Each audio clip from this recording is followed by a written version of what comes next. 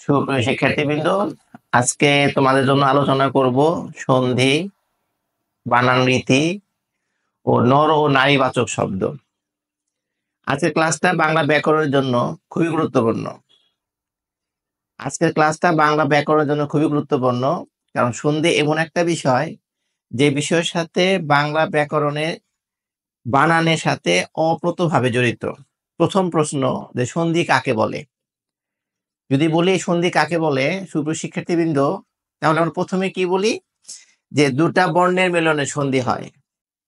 কথা যোগ অমৃত, কথা যোগ অমৃত, কথা যোগ অমৃত যদি হয়, এখানে কি ধ্বনি ছিল? এখানে আ ধ্বনি, আর এখানে কি হলো? অধ্বনি। যোগ করলে কি হইলো? আ হলো। হ্রস্বই দীর্ঘের পরিবর্তে জ ফলা হয়, কথাটা কিরকম হলো? প্রথমে তোমরা খেয়াল করো, আমরা সংক্ষেপে লিখি, হ্রস্বই দীর্ঘই ধ্বনির পরে হ্রস্বই দীর্ঘই ভিন্ন। পরীক্ষা প্রশ্ন আসতে পারে, ইত্যাদি কি সন্ধি? স্বরসন্ধি না ব্যঞ্জন সন্ধি? আমরা বলবো এটা।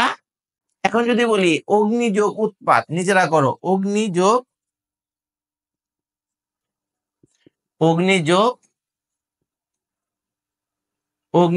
উৎপাত, অগ্নি যোগ উৎপাত, এটা কি হবে? আমরা প্রথমে এখানে হ্রস্বই টান দিলাম, হ্রস্বই। যে সকল বানানে ঋষিকার ও দীর্ঘইকার উভয় গ্রহণযোগ্য, সেখানে আমরা দীর্ঘইকার না দিয়ে ঋষিকার দিব, দীর্ঘইকার ব্যবহার না করে ঋষিকার দিব, এটা খেয়াল রাখবা। আটা কমন বানান, শব্দের শেষে সাধারণত বিসর্গ বসে না, কোনোভাবেই বসে না। শব্দের শেষে কখনোই বিসর্গ বসে না। শব্দের শেষে কখনোই বিসর্গ বসে না। আমরা আগে বলতাম মূলত, মূলত এইভাবে লিখতাম, কিন্তু আধুনিক বাংলা এইভাবে আর হবে না। বাংলায় স্ত্রীবাচক এর পদবী কখন স্ত্রীবাচক হয় না, এটা খেয়াল রাখবো।